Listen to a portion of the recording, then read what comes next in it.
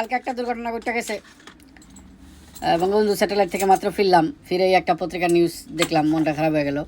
বিধানসভা থেকে বরখাস্ত হয়েছেন শুভেন্দু। শুভেন্দু চিনছেন তো আপনারা?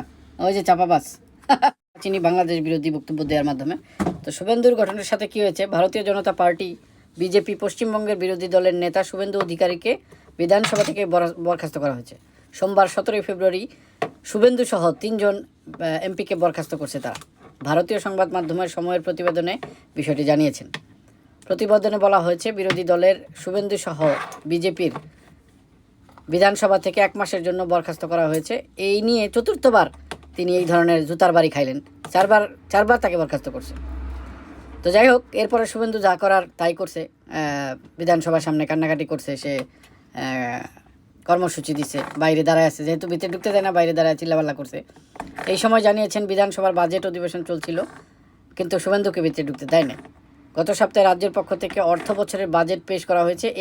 এখন বাজেটের উপর আলোচনা চলবে। সে সোমবার বিধানসভার অধিবেশন শুরু হলে হট্টগোল শুরু হয়, রীতিমতো এক পর্যায়ে তর্কাতর্কির রূপ নেয়। এ সময় ওয়েলে নেমে বিক্ষোভ দেখান বিরোধী দলের নেতা এবং বিধানসভার কর্মসূচি ছিঁড়ে ফেলেন তিনি।